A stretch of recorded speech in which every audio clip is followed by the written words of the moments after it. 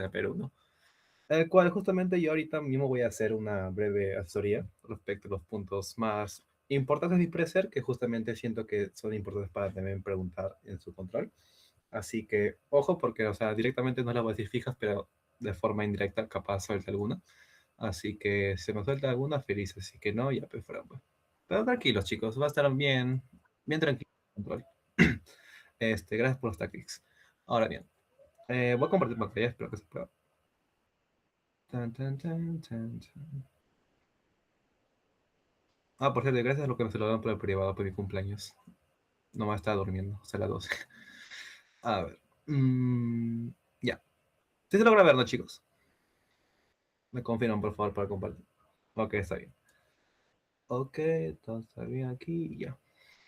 Ya, como le comenté, el tema de la lectura es respecto a lo que es la coloración eficaz en el Perú, donde justamente da al inicio lo que es un panorama más general, más completo respecto a lo que es esta figura, que como ya saben o bueno, han visto, está dentro de lo que es el Código Procesal Penal, específicamente entre los artículos 472 hasta el 471, si no me equivoco, de lo que es el código, ¿no? Y justamente se llama la sección de proceso de colaboración eficaz, donde se dan los distintas regulaciones respecto a esta figura dentro del proceso, ¿no? Ahora bien, partiendo respecto a lo que es la colaboración eficaz, tengan en cuenta que la autora lo califica de un inicio como un instrumento, ¿no? Con la palabra instrumento, ténganse en cuenta, donde justamente una persona natural o jurídica que esté dentro de lo que es una investigación, o sea, esté investigada, procesada o condenada, colabora con la Administración de Justicia brindando información útil y relevante conforme a distintas exigencias que están específicamente estipuladas en el artículo 474 del Código, ¿no? Que pueden ver que están acá a continuación, ¿no? Ahora bien, hay que tener muy en cuenta respecto a lo que es la información que se vaya a brindar. ¿Por qué? Porque, bueno, partiendo por el inicio, ¿no? Esta figura aplica para cualquier tipo de persona, sea natural o jurídica, como ya pueden tener en cuenta, ¿no?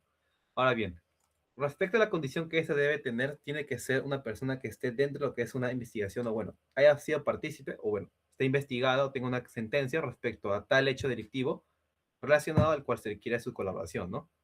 Seguido a esto, la información que tiene que brindar esta persona tiene que ser de forma útil y relevante con el fin de que apoye lo que es la investigación, porque no me sirve nada colocar a una persona dentro de este procedimiento de proceso eficaz para que me dé información que no me va a llevar a nada, ¿no? Sería únicamente lo que es dilatar el proceso, incluso justamente perjudicarlo, entre otras medidas, ¿no? Así que eso es uno de los presupuestos que tienen que tener en cuenta en todo momento para lo que es la figura de la colaboración eficaz. ¿Ya, chicos? Ahora bien, un punto que tienen que tener en cuenta también es respecto a lo que estamos hablando, lo que es esta figura. ¿Por qué? Porque si se dan cuenta, dentro de lo que es todo este capítulo, bueno, esta sección, mejor dicho, parte llamándola como un proceso de colaboración eficaz. Sin embargo, si nos vamos a artículos más de forma más profunda, veremos que no termina llamándola como proceso, sino más bien como procedimiento. Y es justamente una crítica que realiza lo que es bueno, no crítica por decirlo, sino que toda una aclaración que realiza la autora dentro de lo que la lectura, respecto a cómo catalogar esto, si como un proceso o procedimiento.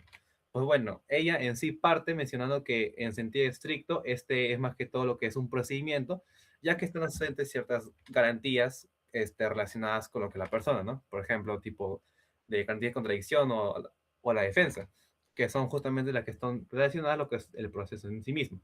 ¿Ya, chicos? Así que tengan en cuenta ello, que si bien lo que es la sección se llama lo que es proceso de colaboración eficaz, no necesariamente va a ser un proceso, sino más que todo un procedimiento. Y justamente lo que ella menciona tanto en lo que son los siguientes artículos. Si no me equivoco, lo menciona en el 475 y 472, no me acuerdo bien, pero justamente es algo que tienen que tener en cuenta, ¿ya, chicos? A la hora de leer el control. Ahora bien, no es lo importante, tal, tal, tal. Y bueno, parte de ello también hay ciertas características que también es importante que tengan en cuenta respecto a esto.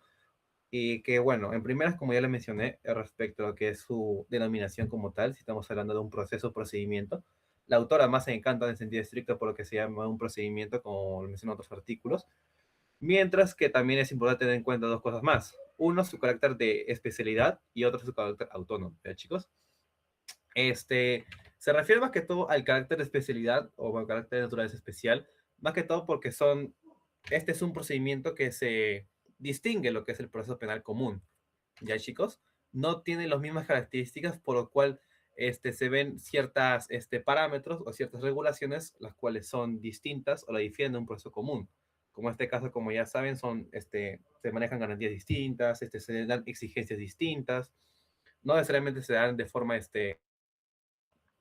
pero chicos, no solamente se da de forma como se daría comúnmente, ¿no? En el proceso común, ¿no? De investigación, intermedia, juicio oral, etcétera, ¿no? Sino es una concepción o, bueno, un procedimiento más apartado, que incluso tiene una reglamentación especial, ¿ya? El cual justamente, acá lo tengo mencionado, aquí está, el cual justamente se guía respecto a ciertos parámetros del reglamento del decreto legislativo 301, el cual justamente dota de eficacia lo que es la colaboración eficaz dentro de este tipo de contextos. Así que por esas mismas razones, este proceso también es de carácter especial. Y no solamente ello, sino también de carácter autónomo. ¿Y a qué me refiero con autónomo? Porque justamente este procedimiento no depende necesariamente de lo que es una incidencia judicial directamente hablando, sino que justamente este proceso se aparta de cierta medida del proceso que tú quieres investigar, para lo cual te agarras la figura de colaboración eficaz y lo aplicas de forma independiente. Independiente, ¿cómo decirlo? No, sino más que todo, bueno, sí, no independiente, ¿no? Mejor dicho. ¿Ya? Así que tengan en cuenta eso, chicos, cuando hablamos lo que es colaboración eficaz, respecto a lo que es su concepción que manejan del proceso de procedimiento y su carácter especial y autónomo, para que lo tengan en cuenta a la hora de justamente considerar esta figura dentro del proceso penal. ¿Ya, chicos? Como pueden ver, no sé si puedo agrandar esto. ¿Cómo agrandar esto? Aquí está. Sí. Ya. Como pueden ver, en el 474 se pueden ver más que todo bueno, los requisitos que se manejan dentro de lo que es la colaboración eficaz, el cual, como mencionan, ¿no? En el primero, ¿no? Para aplicar el beneficio de tal de colaboración eficaz a la persona natural o jurídica, como acabo de mencionar, se debe tener en cuenta lo siguiente. Uno, haber abandonado voluntariamente las actividades directivas, admitir o no contradecir libre expresamente los hechos, bla, bla, y presentar al fiscal su disposición de proporcionar información eficaz, ¿no? Estas son características que ahorita mismo vamos a ver también, pero le estoy adelantando respecto a lo que son los requisitos o lo que se pide como tal para lo que es la aplicación de lo que es la figura de colaboración eficaz. ¿Ya, chicos? Ahí está. Aquí está. Ya. También en el inciso 2 se puede apreciar también respecto a lo que son distintas cuestiones respecto a lo que es el acuerdo, que también vamos a ver ahorita mismo, chicos. Y ya. Y eso respecto a lo que es definición y, bueno, características relevantes que puedo rescatar ahora lo que es la colaboración eficaz. ¿Qué más? Sí, también tengan en cuenta el tema de lo que es la colaboración eficaz, al menos lo que es el Perú, está suscrita a distintas exigencias internacionales, ¿no? Porque también es importante también tengan en cuenta la relación internacional, sí, la relación o dependencia internacional que tienen ciertas figuras a la hora de su aplicación para que tengan cierto sustento, ¿no? Y bueno, no es el caso de la colaboración eficaz, ¿no? Porque justamente también está aplicada en distintos convenios, como por ejemplo bueno, el clásico, ¿no? El de Palermo, Mérida, el convenio de Nassau y otros que justamente sustentan lo que es su carácter dentro de lo que es la normativa peruana, ¿no?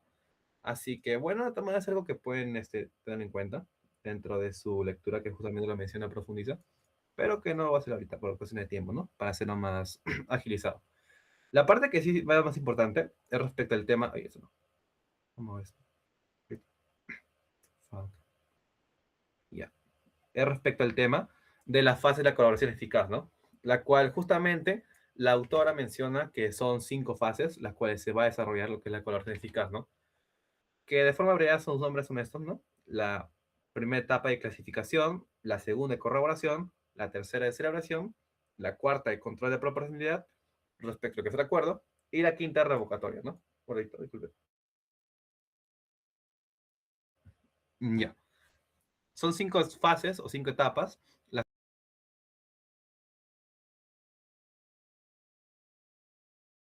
cuales justamente se ha desarrollado lo que es la colaboración eficaz. ¿Ya, chicos? Así que empecemos. La primera etapa respecto a la etapa de clasificación, la cual justamente sea lo que es la postulación de lo que es el condenado, investigado, lo que sea, a lo que es el procedimiento de colaboración eficaz, ¿no?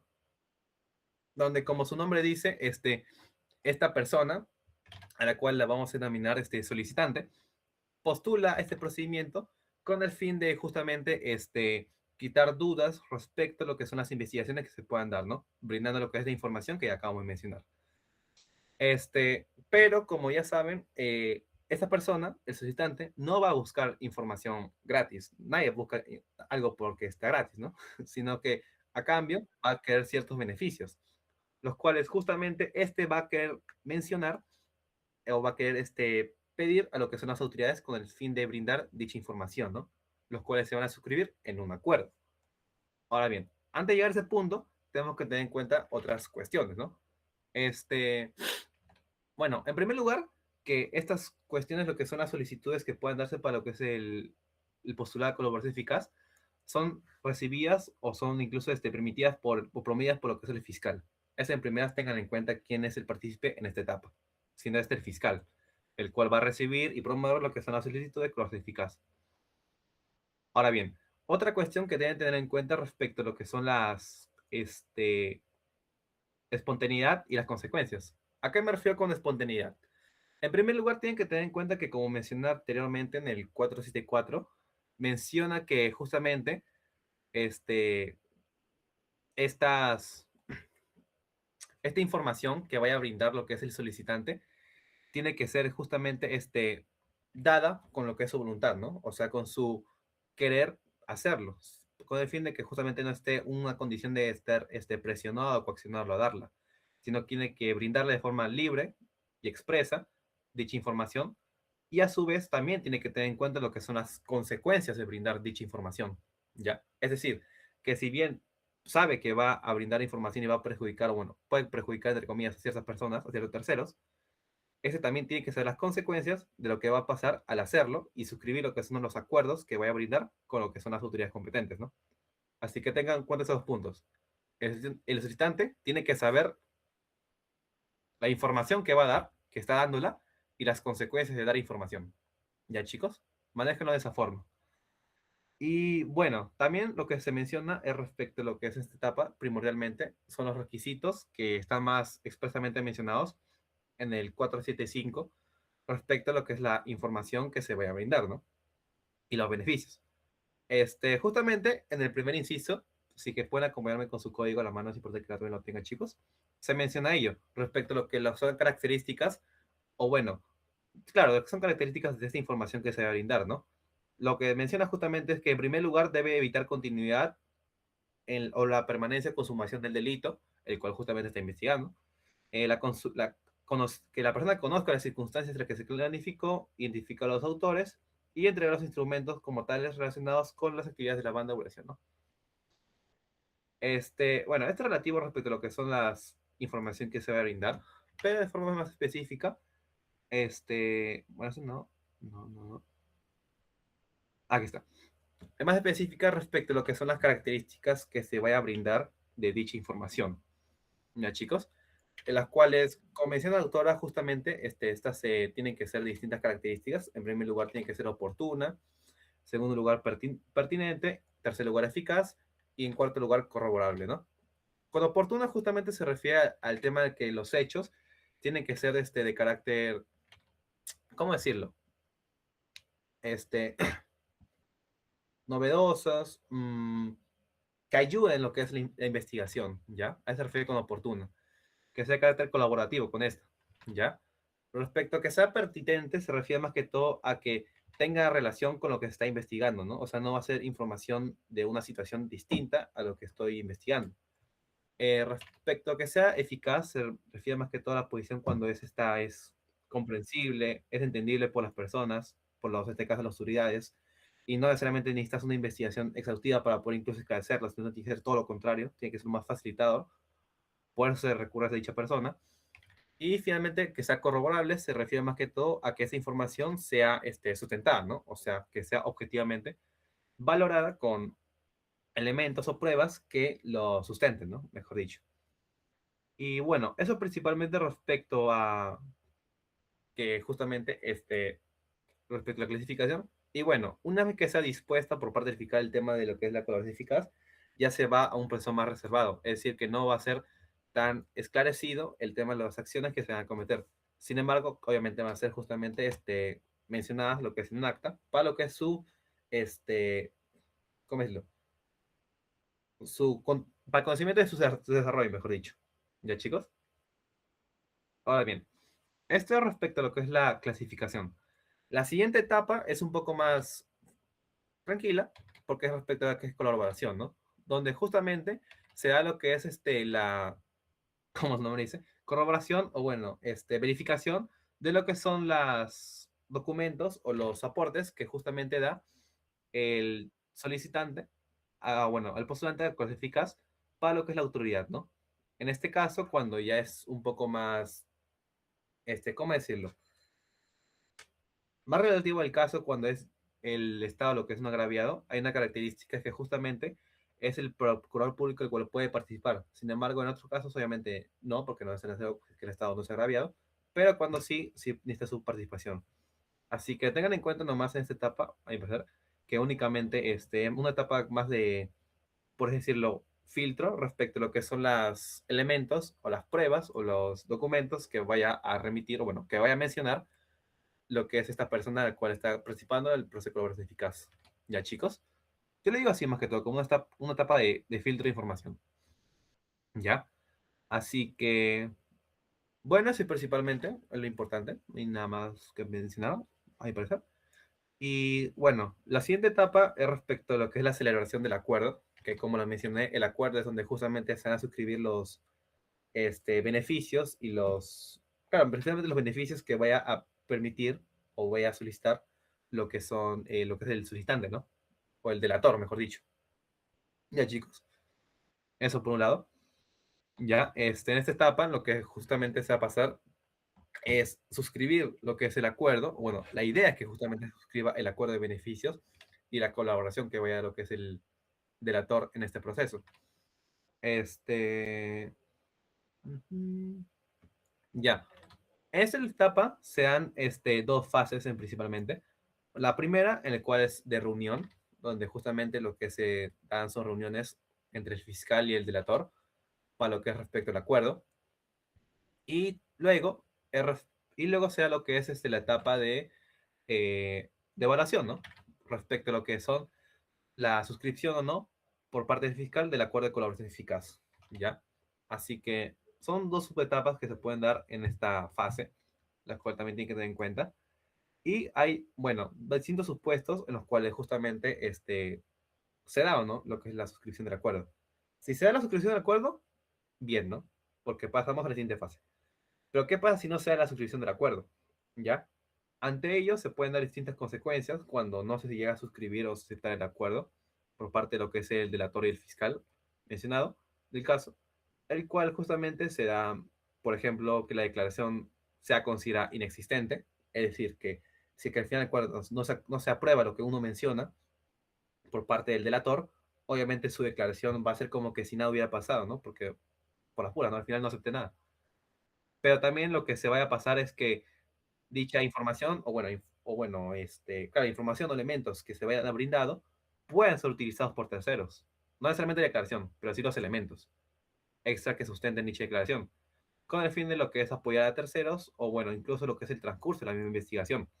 Y a consecuencia de esto, tal vez, también menciona, como dice la autora, se podría dar lo que es este, información respecto a la identidad del delator, lo cual honestamente es un poco cuestionable, pero bueno, es lo que pasa. Y también lo que es respecto a lo que es la validez de dichos elementos, que como les digo, pueden ser utilizados para el transcurso de la investigación principal, ya que estos sí llegan a ser validados. Sin embargo, lo que es su declaración llega a ser considerada como inexistente en caso que no se llegue a probar lo que es el acuerdo. ¿Ya, chicos? Así que eso principalmente respecto a esta etapa de celebración. Sí, son puntos muy importantes. Y ya. Ya la siguiente etapa es respecto al control de proporcionalidad, respecto a lo que es el mismo acuerdo que ya ha sido suscrito, el cual justamente ya no estamos hablando únicamente del fiscal, sino también vamos a hablar respecto a lo que es la figura del juez de investigación preparatoria, ya que aquí también va a participar como filtro para lo que es el control de lo que son los presupuestos que se han dado dentro de lo que es este acuerdo de color eficaz. Y más me refiero como un control, decir, índole, ¿cómo decirlo? Un control legal. Es decir, que justamente se han verificado que se han cumplido los distintos presupuestos conforme a ley para la verificación del acuerdo de color eficaz, ¿no? Es decir, si es que, como dice en el 474, se cumple con lo que es el delito, la información pertinente, etcétera, ¿no, chicos? Ya a eso me refiero.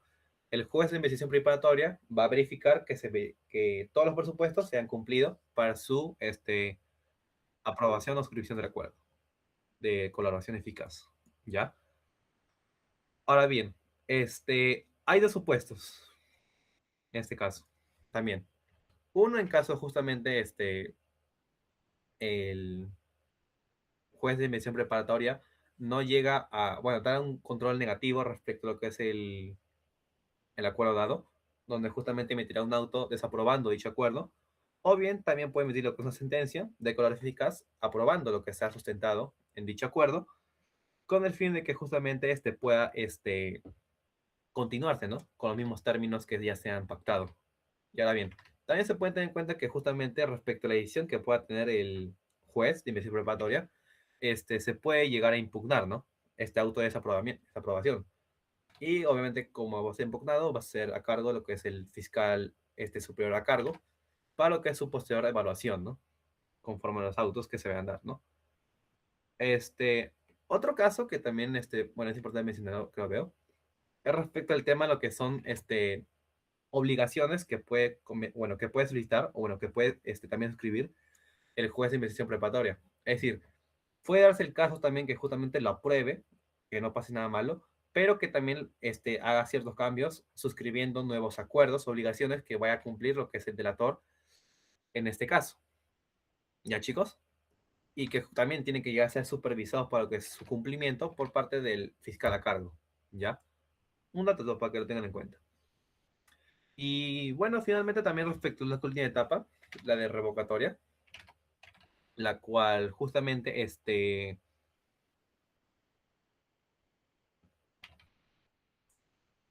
para chicos, es respecto al tema de lo que cuando como su nombre dice, se busca lo que es revocar la sentencia que lo hace eficaz por parte del juez de investigación preparatoria, ¿no?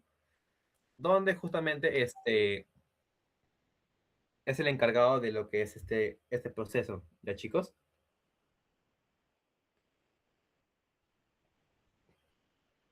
Y bueno, únicamente se dan estos supuestos donde justamente el juez de investigación preparatoria quiere revocar dicho sentencia, la cual justamente va a variar o va a afectar dependiendo de lo que son los casi lo va a tener un impacto, mejor dicho, en los beneficios que vaya a tener lo que es el delator.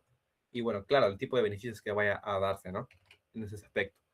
Así que, no, no hay mucho más que decir respecto a esta etapa. Algo simple más respecto a ello, de la revocatoria. Y ya, esto respecto a las etapas de colaboración eficaz, las cuales también mencionar que si bien estas no tienen como tal un plazo establecido, legalmente hablando, lo que sí se valora respecto a lo que es su desarrollo es que éstas siempre cumplan con el tema del principio de plazo razonable. Es decir, que justamente no tengan un plazo excesivo con el fin de dilatar el proceso, sino todo lo contrario. Se busca justamente que sea lo más corto posible para que puedan desarrollarse de forma normal, ¿no? Ya que justamente los fiscales se añaden esta figura con el fin de que el desarrollo de investigación sea más claro y preciso. Y no tendría lógica que sean de plazos, perdón, que sean de plazos excesivos, que más bien dificulten más lo que son las investigaciones. Así que tengan en cuenta ello respecto a lo que son los plazos que van a manejarse dentro de estas etapas, bueno, fases de la colaboración eficaz. ¿Ya, chicos? ¿Tienen alguna duda respecto al momento? Bueno, hasta el momento, ¿tienen alguna duda? O se viene muy rápido, no sé. Ok, todo claro para Franklin. Eh, ya para ir concluyendo, al menos por mi parte, es únicamente mencionar el siguiente punto respecto a la declaración del delator como recaudo probatorio, ¿no? Que es justamente lo que le mencioné previamente al tema de lo que es bueno, al tema de lo que es la clasificación. No mencioné. La clasificación. Claro que está. Al tema de la celebración, ¿no? Si la declaración es inexistente o no. Tiene que ver con eso. ¿Por qué? Porque acá se van a dar unos supuestos para lo que es el tema de lo que es considerar a la declaración del delator como parte de información o un elemento probatorio dentro de lo que es la investigación del bueno, dentro de la colaboración eficaz, mejor dicho. ¿Y por qué digo que va a depender? Porque justamente está relacionada con qué fase en específico se encuentra dicha declaración. Por lo cual hay tres supuestos, el cual justamente se mencionan, que diré de forma breve porque es algo pero tranquilo, no tan simple, no tan complicado. En primer lugar, es respecto al tema si es que seguimos en trámite o nos siguen en el proceso, lo que es la declaración eficaz, donde justamente esta situación va a ir conforme a lo que se menciona en el artículo 481, el cual justamente, como acá podemos ver, menciona lo siguiente: que los elementos de convicción recabados en las diligencias podrán ser empleados para requerir medidas limitativas de derecho o medidas coercitivas con procesos derivados o conexos al proceso especial de declaración eficaz. Es decir, que justamente la declaración va a tener un contexto, bueno, tiene un peso, sí, pero sin embargo de forma limitada, ya que claro, mejor dicho, de forma limitada, ¿no? Porque justamente estamos dentro de lo que es todavía el trámite de la colaboración eficaz. No es como que tenga un peso tan contundente o preciso a la hora de utilizarlo como recaudo probatorio dentro del proceso, ¿ya? La cual justamente también se va a añadir a las reglas de lo que son las declaración, que están en el 180, no me acuerdo bien ahorita, y sus mismas reglas de aplicación, ¿ya, chicos? Así que eso respecto al tema de cuando estamos en trámite de la colaboración eficaz. Luego, el otro supuesto es cuando el procedimiento ha concluido de forma no exitosa, ¿no? O sea, no se ha llegado a lo que es al acuerdo o ha sido desestimado dentro de lo que es por parte del fiscal o por parte del juez de administración preparatoria. ¿Ya, chicos? Es el resultado malo, el cual se va a añadir, como acá menciona, dentro de lo que menciona el artículo 481, el cual es como le mencioné, también que la declaración va a ser como si no hubiera existido. Es decir, que si bien se pueden valorar otros elementos que la hayan sustentado y que puedan servir lo que es la investigación, la declaración va a catalogarse como si fuera inexistente, como si dichas personas, bueno, como dicha persona no hubiera hablado o hubiera pasado todo lo contrario. ¿Eh, chicos? Tal y como menciono, ¿no? Si el acuerdo o beneficio es denegado por el fiscal o es aprobado por el juez, las diversas declaraciones formuladas por el colaborador tendrán como inexistentes y no podrán ser utilizadas en su contra. ¿Ya? Eso respecto si ha concluido sin éxito. Y bueno, si es que ha concluido con éxito, la declaración obviamente va a ser valorada de forma satisfactoria como ya recaudo probatorio dentro del proceso. Tengan en cuenta siempre que dentro de la declaración se va a preservar el tema, lo que es el principio de no discriminación, es decir, que la persona, si bien puede aceptar lo que son los cargos o las acciones que está cometiendo, tienen que ser estas de forma libre o de forma autónoma, espontánea, como mencioné, a la hora de hacerlo. Porque si no, puede justamente ir contra este principio de no autoincriminarse por parte de las personas que tienen, ¿no? Así que tengan eso en cuenta respecto al tema de declaración también. Y bueno, principalmente lo que puedo mencionarles, chicos, estos tres puntos que a mi parecer son los más importantes del texto. Principalmente el tema de lo que son las fases de color eficaz, que este, es lo más importante para mí, honestamente. Así que, bueno, a grandes rasgos es lo que les puedo explicar de forma breve, para no quitarle mucho tiempo a Ariana también, porque tiene que explicar. Así que, nada, si tienen alguna duda pueden decirme ahorita para poder esclarecerlo antes de pasar con Ariana, si no.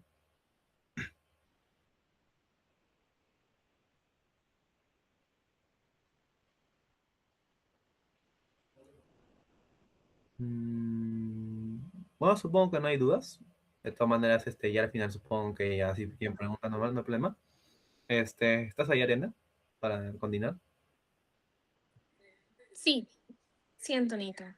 Estoy aquí y pasamos entonces ya a la segunda parte de la asesoría. Voy a compartir pantalla, chicos. Mm,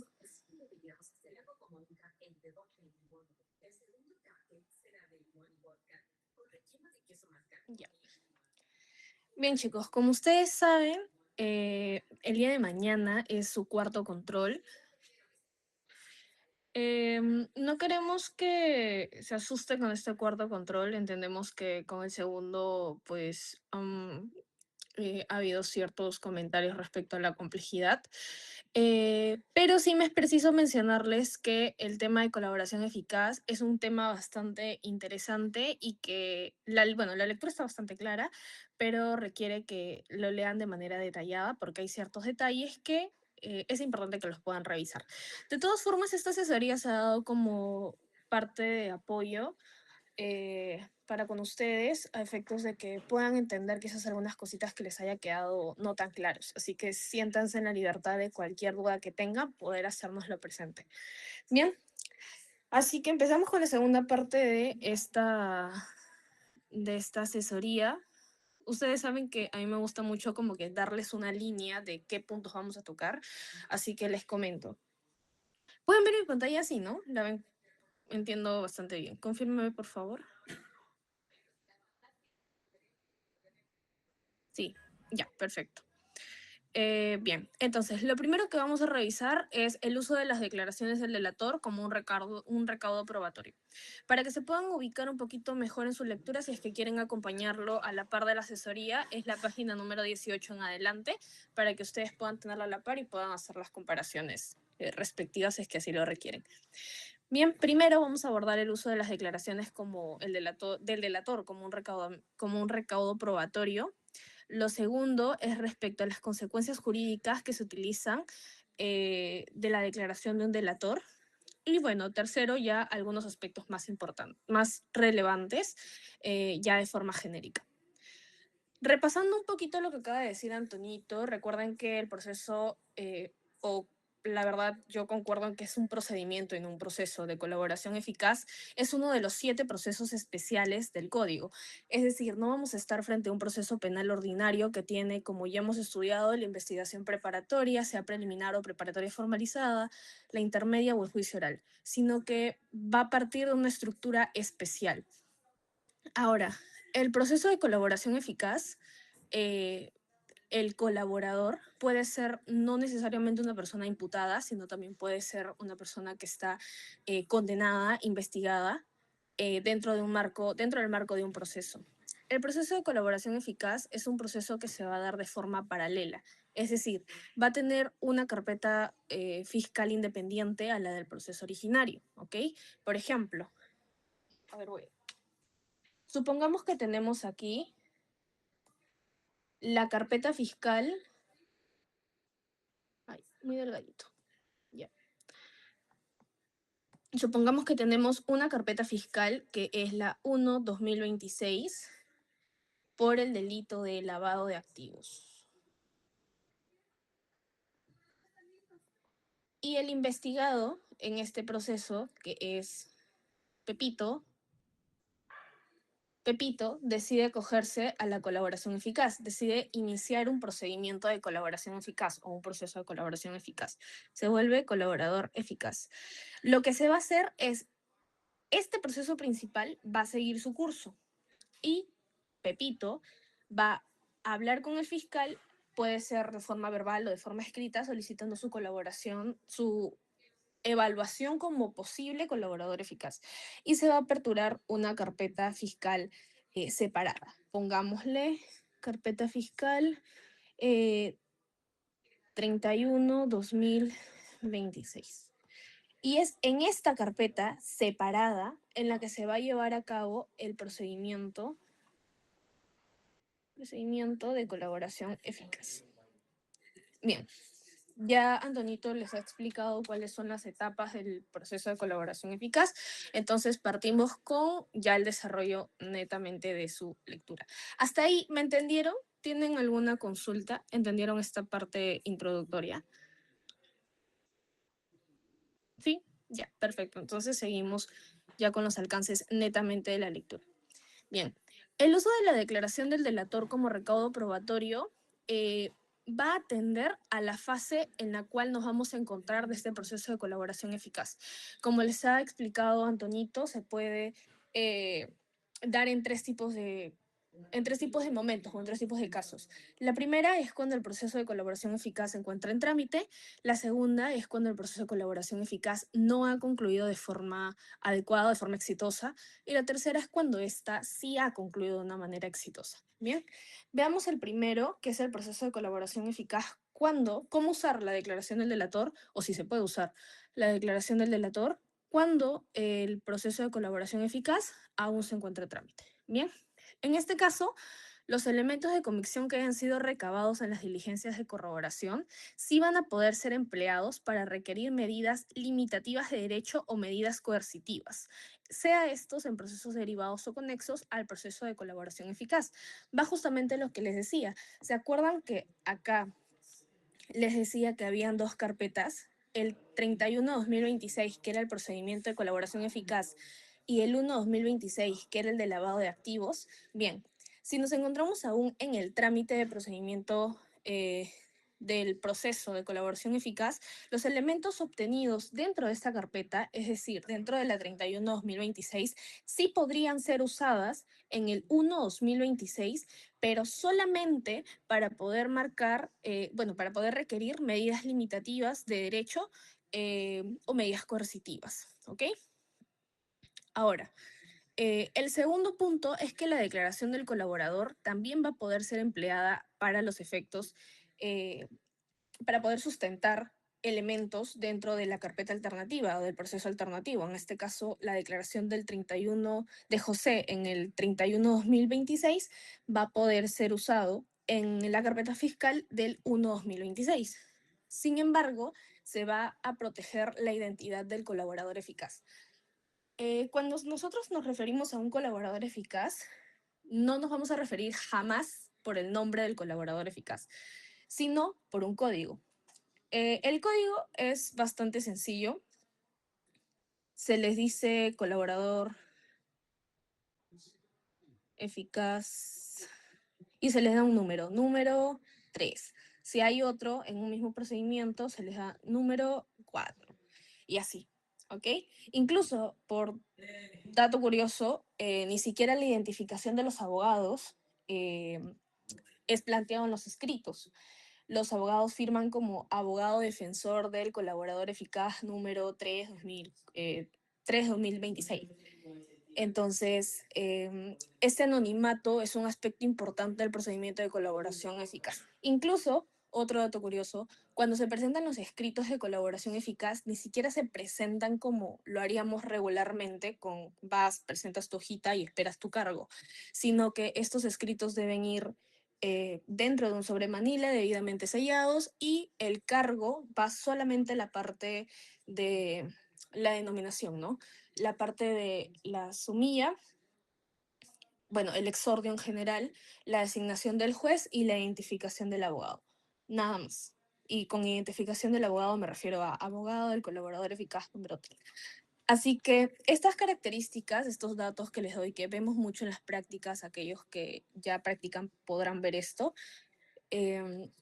refuerzan lo que el código pretende hacer con este tipo de institución, con este tipo de proceso especial, que es básicamente resguardar la identidad del colaborador a efectos de que pueda brindar información relevante para el esclarecimiento de los hechos y la identificación de personas investigadas en una organización criminal o en un delito de alta complejidad.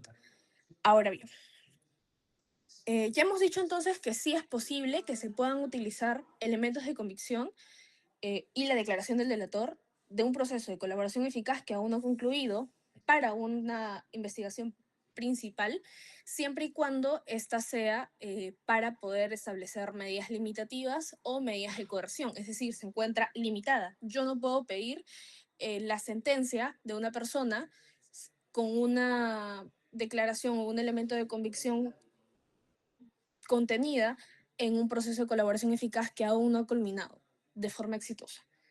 Entonces, si bien es cierto, se va a poder trasladar, y esa palabra es importante, trasladar, ahora les voy a explicar por qué, se va a ver de forma limitada. Bien, les comentaba que se puede trasladar un elemento de convicción a la declaración del delator a un proceso principal. ¿Por qué les especificaba la palabra trasladar y no algún tipo de sinónimo? Para que vayan haciendo referencia a que la única forma de poder pasar un elemento de convicción de un procedimiento de colaboración eficaz a un procedimiento principal va a ser a través de la prueba trasladada. Bien, no vamos a abordar mucho en conceptos probatorios porque eso es lo que van a ver en Procesal Penal 2, pero básicamente la prueba trasladada es aquella que, cumpliendo ciertos requisitos, ustedes van a Cumpliendo ciertos requisitos, ustedes van a poder pasar un elemento de convicción a otro de manera válida sin vulnerar derechos. ¿Por qué digo sin vulnerar derechos? Porque van a haber pases de pruebas que no son adecuadas y que por el contrario terminan vulnerando derechos y terminan constituyendo prueba prohibida, que es lo que vamos a ver un poquito más adelante sobre esta vulneración de derechos al usar la declaración del colaborador eficaz. Bien, esos son los alcances respecto a la declaración del colaborador eficaz cuando este procedimiento todavía se encuentra en trámite. Recapitulando, sí se puede trasladar elementos de convicción y la declaración del delator de un procedimiento de colaboración eficaz a un procedimiento, a un proceso principal, pero de manera limitada, solamente para cuando se interpongan medidas de coerción o medidas limitativas de derecho y a través únicamente de la figura de prueba trasladada. Ahora bien, ¿qué pasa en el segundo supuesto? Cuando el proceso de colaboración eficaz no ha concluido con éxito. Es decir, aún no se tiene este acuerdo de colaboración eficaz debidamente suscrito. Primero, es que las diversas declaraciones formuladas por el colaborador se van a atender como inexistentes y no van a poder ser utilizados en su contra. Bien. Y lo segundo es que las declaraciones presentadas, lo paso aquí, es que las declaraciones presentadas por otras personas durante la fase de corroboración, así como la prueba documental, los informes o dictámenes periciales y diligencias objetivas e irreproducibles, es decir, los demás elementos de convicción que se hayan utilizado para intentar corroborar la declaración del colaborador eficaz, van a mantener su validez y podrán ser valoradas como otro medio probatorio. Siempre y cuando estas también sean, como les digo, trasladadas y puedan cumplir con los requisitos del artículo 159 y 158 y 159 del Código Procesal Penal. Bien, ahora, punto importante a resaltar acá es que si el proceso de colaboración eficaz no ha sido concluido con éxito, no se va a poder utilizar la declaración del colaborador eficaz en su contra. Esto va en contra del derecho a la no autoincriminación, que también lo vamos a ver más adelante, pero les voy antelando que es el derecho que tiene toda persona a no atribuirse la autorresponsabilidad o a no incriminarse, pese a que incluso puedan existir elementos de convicción en su contra, ¿no? Ahora bien, ¿cuál es el tercer supuesto? ¿Hasta ahí, chicos, me entienden? ¿Sí? Ya, genial. Vamos avanzando entonces. Igual cualquier consulta que tengan, eh, como les repito, siéntanse en la disposición total de poder formular sus preguntas. Como no veo mucho mi pantalla porque estoy con esto, prenden su audio sin ningún problema. ¿Bien, chicos? O me avisan si hay preguntas por chat. Bien. ¿Qué pasa ahora en un tercer supuesto cuando el proceso de colaboración eficaz sí ha concluido con éxito? Es decir, se ha logrado suscribir este acuerdo de colaboración eficaz, la declaración del colaborador eficaz ha sido debidamente corroborada, que como bien explicó Antonio, es uno de los requisitos y uno de los principales fundamentos del proceso de colaboración eficaz. Es decir, la declaración del colaborador eficaz no puede darse de una forma, no puede tomarse como una prueba plena. Por favor, chicos, refuercen bien esta idea para efectos de su control de lectura también. La declaración del colaborador eficaz no puede ser usada como prueba plena. Requiere la corroboración de elementos de convicción adicionales que refuercen la declaración del colaborador eficaz. Bien. Entonces, supongamos que la declaración del colaborador eficaz ha sido debidamente corroborada, se han acordado los beneficios, las obligaciones, porque al colaborador eficaz también se le pueden dar obligaciones. Y bueno, se ha suscrito este convenio de colaboración eficaz y ha sido debidamente aprobada por el juez. Recuerden que el juez en este tema de colaboración eficaz lo único que puede hacer es un control de legalidad y proporcionalidad. No puede ir más allá de eso, es decir, no puede decir a mí no me parece, entonces yo voy a declarar un auto que declare infundado este acuerdo. No, no hay forma. Bien, en este caso solamente, en este tipo de procesos, es sobre todo un proceso de, si bien es cierto, es de beneficio al imputado, eh, también es de acuerdo entre el fiscal y el imputado. Así que igual que como sería, pongan con una terminación anticipada, un principio de oportunidad en la que este principio de concesión entre ambos prima, el juez solamente va a actuar como, bueno, ningún principio de oportunidad, ¿no? Porque eso es aún un ejemplo mucho más claro de este principio de concesión. Pero pónganse en una terminación anticipada, eh, el juez solamente va a tener un control legal y de proporcionalidad. Bien, entonces supongamos que todo eso ha ocurrido y se suscribió de forma adecuada, ha concluido el procedimiento de colaboración eficaz de forma exitosa. En ese caso, la declaración del colaborador va a poder ser valorada en el proceso que vaya a ser aportado, es decir, la declaración del colaborador eficaz en este proceso alternativo también va a poder ser utilizado en el proceso del 1-2026. Si se dan cuenta, es lo mismo que pasaba cuando estaba en trámite. De todas formas, el anonimato de su identificación. Bien. Básicamente eso es respecto de los tres supuestos en los que se puede utilizar la declaración del delator en un proceso principal, según la etapa en la que se encuentra el procedimiento de colaboración eficaz. Bien, ahora, ese es un punto que me interesa que ustedes puedan entender bastante, y es las consecuencias jurídicas de utilizar la declaración de un colaborador eficaz contra el propio delator. Ahora bien, yo soy muy partícipe de partir todos los temas del sistema probatorio y del sistema procesal que nosotros tenemos. Por eso, cuando iniciaron las clases, les dije que era bastante importante que pudieran manejar el sistema procesal que tenemos. Brevemente, recapitulamos. Y van a ver que de esa idea se desprende básicamente todo. En el Código de Procedimientos Penales 1940 teníamos un procedimiento, porque ni siquiera era como que un proceso, sino que se llamaba procedimiento, eh, en el que no había división de partes, todo iba en contra del investigado, el proceso era sobre todo de corte inquisitivo, bueno, era en tono, sino ampliamente inquisitivo, y las figuras procesales estaban básicamente distribuidas al fin de imputar a una persona y mandarla a la cárcel. Básicamente esa era la idea que se manejaba con el Código de Procedimientos Penales de 1940. Pero ¿qué cosa cambia con el Código Procesal Penal del 2004? Este código trae consigo un corte acusatorio, garantista y adversarial. Vamos a dejar lo adversarial un poquito de lado y lo acusatorio también, y vamos a centrarnos en la palabra garantista.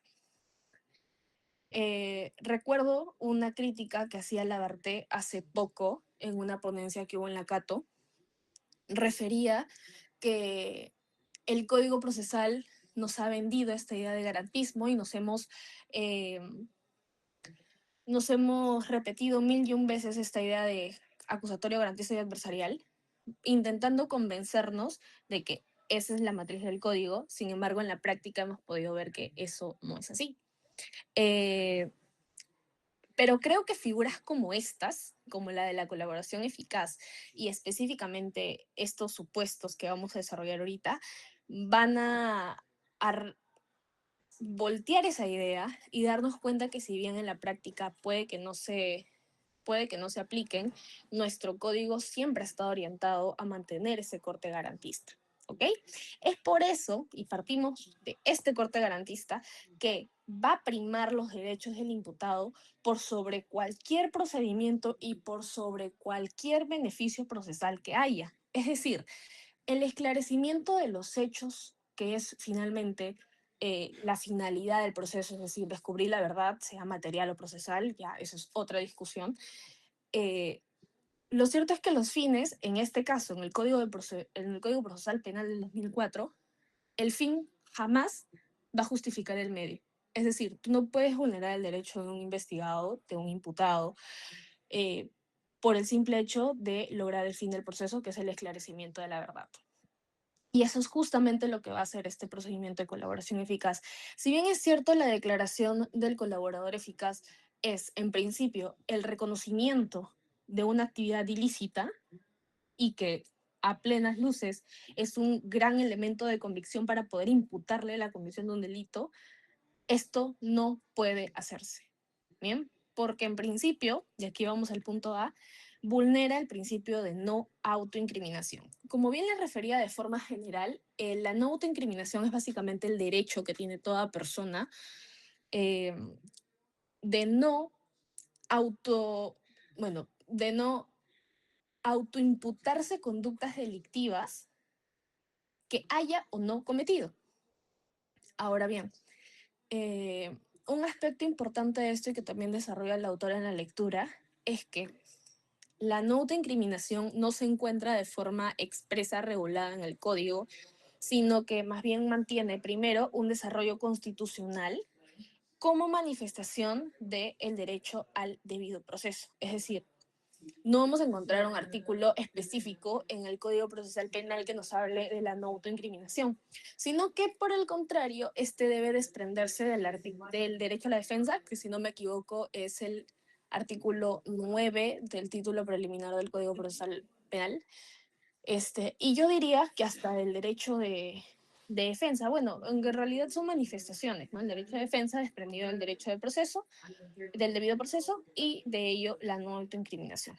Bien, chicos, primero, y esto es importante que lo sepan, el derecho y que lo puedan mapear bastante bien.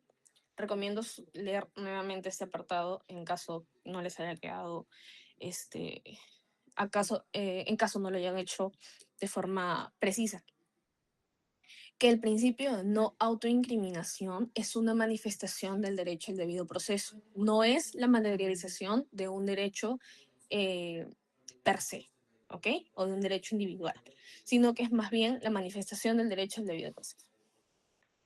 Ahora, ese segundo punto, que es el tema de la prueba prohibida, va en relación al primero, que es el principio de no autoincriminación. La prueba prohibida básicamente lo que nos dice es que no pueden...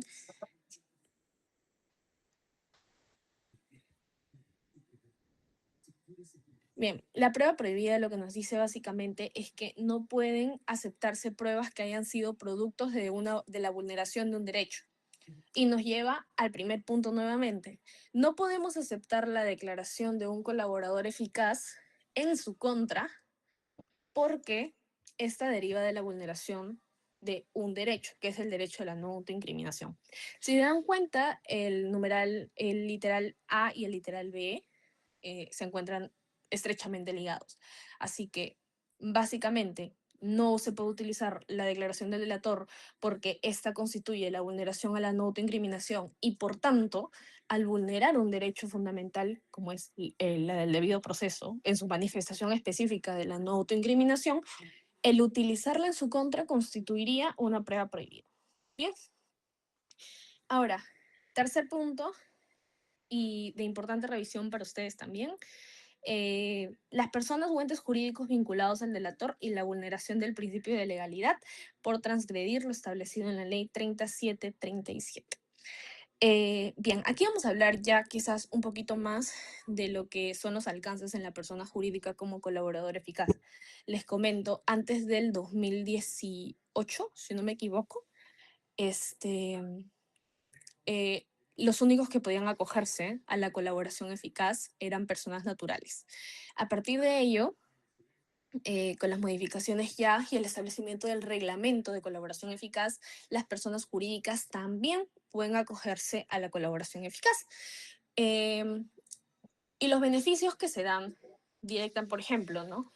Los beneficios que se dan a los colaboradores eficaces como personas jurídicas son, por ejemplo, el tema de las contrataciones con el Estado. Se les faculta ciertos tipos de contratación con el Estado.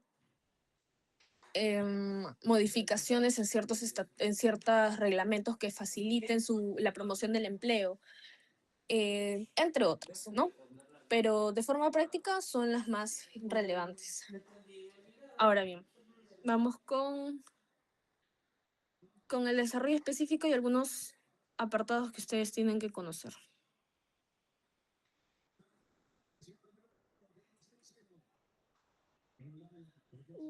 A ver. Ya. Bien.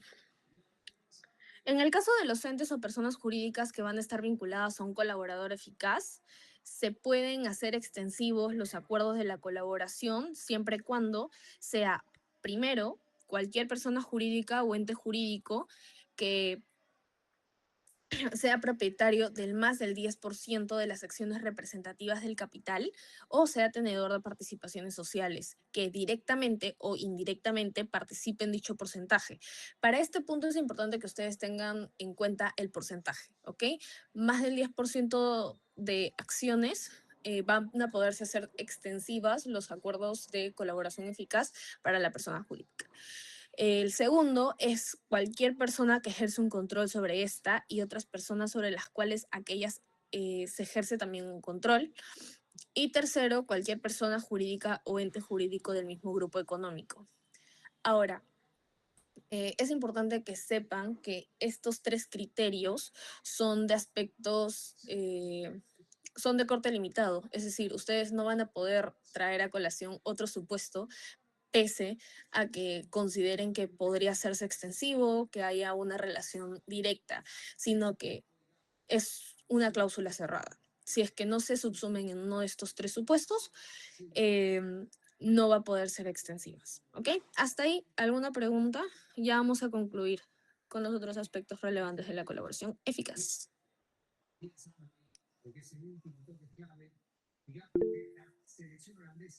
Sí, dime, José.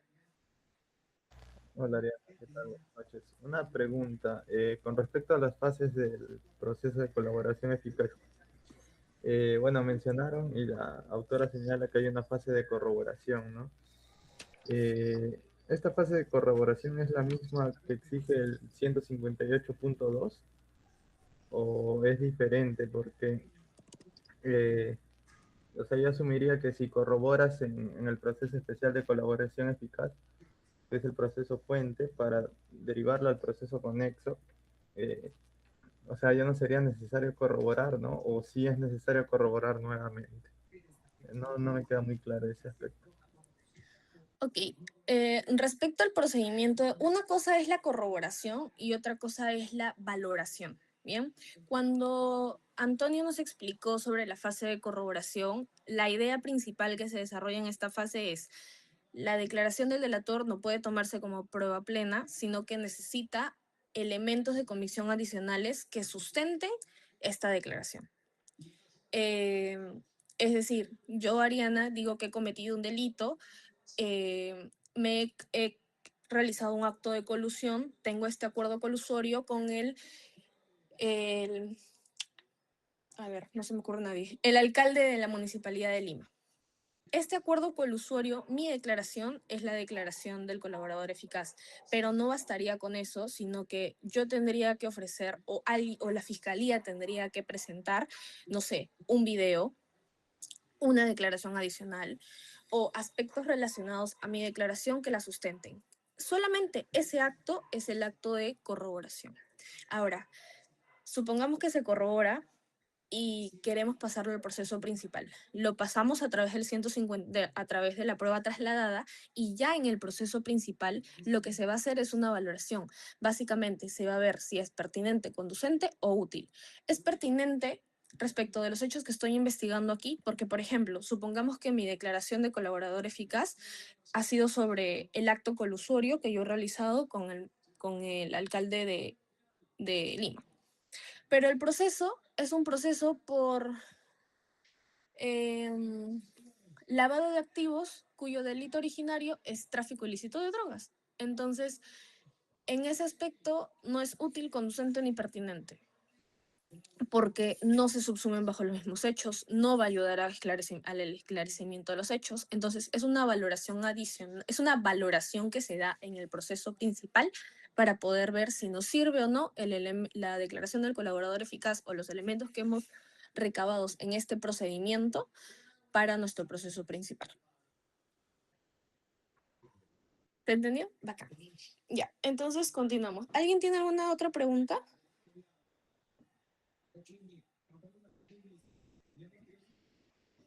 No, ya. Entonces continuamos y ya para concluir. Aspectos relevantes de la colaboración eficaz. Vamos a hacer básicamente un resumen de lo que ya hemos venido trabajando. La reserva del proceso de colaboración eficaz. El proceso de colaboración eficaz es el proceso más reservado que vamos a poder encontrar dentro de los procedimientos especiales e incluso el procedimiento ordinario, que si bien es cierto, ya es reservado en cierto punto en el hecho de que no se le puede brindar información a partes que no sean, a personas que no sean parte del proceso, entre otras. El proceso de colaboración eficaz va a buscar mucho la cautela de la identificación del colaborador eficaz. Por eso se va a usar, como les comentaba, códigos. Y no solamente del colaborador, sino incluso de su abogado y de la información que se proporciona dentro de esta dentro de este procedimiento. Ahora, les realizo una pregunta a ustedes. Ya sabemos que el proceso de colaboración eficaz es un proceso altamente reservado y que busca la confidencialidad del colaborador y de la información que se brinda. Si viene la prensa un día y dice, oye, mira, yo soy prensa, tengo el derecho a la libertad de información, la libertad de prensa, necesito obtener información, la información debe estar al alcance de todos, estoy preparando un reportaje sobre supuestos actos de colusión en la Municipalidad de Lima. Me he enterado que hay un colaborador, hay un procedimiento de colaboración eficaz, porque yo no sé cómo, pero la prensa siempre se entera de todo. ¿Puedes por favor darme los alcances respecto de quién es el colaborador eficaz o si se ha llevado a cabo algún tipo de audiencia o los beneficios que se le están brindando? ¿Creen que en ese aspecto, al haber una colisión básicamente entre el derecho a la libertad de información, que se le dé la información, el acceso a la información en general, y la reserva del proceso de colaboración eficaz, al haber esa colisión, creen que se debería brindar o no? ¿Se brindaría o no la información? Hola, Ariana. Yo creo que no se debería brindar. Correcto. ¿Por qué consideras que no se debería brindar? Porque cuando hay una colisión de derechos, muy aparte de que se pueda ponderar cada uno, la lógica también, aparte, la colaboración eficaz, un colaborador, ¿por qué es anónimo? Porque también busca proteger su integridad y su vida. Entonces, si ponemos ¿no? en una balanza, por así decirlo, eh, la integridad, la vida de este procesado, y también ponemos la integridad del proceso como tal, y lo ponemos en la balanza con el derecho a la libertad de información, creo que obviamente va a pesar más los primeros mencionados. Ok, perfecto. Te vas más por un tema de ponderación de derechos, ¿no? Por un tema un poquito más constitucional. Muy bien. Mariela, coméntanos, ¿qué opinas tú? Hola, ¿qué tal? Buenas noches. En realidad, respecto a la lectura, he podido rescatar 4 puntos de por qué es importante la reserva de proceso de colaboración eficaz. Y justamente se menciona, ¿no?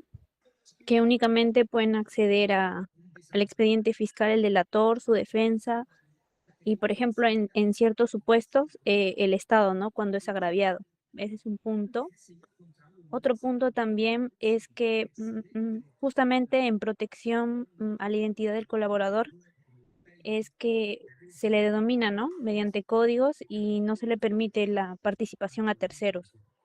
Y su sustento es que busca proteger la investigación, la información obtenida, la integridad del colaborador y a su vez también se vincula con el principio de presunción de inocencia. Por lo que para el siguiente caso que ha mencionado de ejemplo, lo que se busca evitar es la difusión indebida de la información. Y otro punto adicional es que el principio de confidencialidad en este tipo de proceso de reserva de colaboración eficaz está respaldado por tratados internacionales. Entonces, al estar respaldados constitucionalmente sobre estos, limitan, ¿no?, el uso y la divulgación de una información obtenida mediante este proceso de colaboración eficaz. Bien, muy bien, Mariela, muy bien, Franklin. En efecto, no podría brindarse, incluso estando en ese supuesto, información a los medios de prensa. Sea que nos vayamos por una ponderación de derechos, o sea que vayamos a la raíz de la institución, comparto mucho, sobre todo lo que menciona Mariela respecto a al tema de la confidencialidad de la información y el acceso que tienen las partes, también lo mencionaba Franklin. El sustento básicamente de esta institución y de el ser de este procedimiento especial es que toda la información contenida en este expediente especial de colaboración eficaz sea de carácter reservado, aún más del que tendría un proceso penal ordinario. Bien, es la razón de ser de este procedimiento y no puede verse ni siquiera mermado por un tema de colisión de información pública, ¿ok? Este ejemplo recomiendo lo tengan presente, sobre todo porque hemos intentado que este control no sea tan, ¿cómo decirlo?, tan literal, sino que ustedes también puedan reformularse un poquito ello, ¿no? Con ejemplos y eso. Bien, sí, razonar básicamente, ¿no? Así que no tengan miedo con ello. No está complejo el control tampoco y cualquier cosa que requieran durante el control, siéntanse en la libertad de poder llamarnos, sea Antonito o a mí o a cualquiera de los asistentes que vamos a estar presentes el día de mañana. Bien, el segundo punto es la necesidad de corroborar la información proporcionada por el colaborador eficaz en la investigación o proceso penal receptor. Les comentaba, básicamente que yo he denominado proceso principal, también es denominado proceso receptor.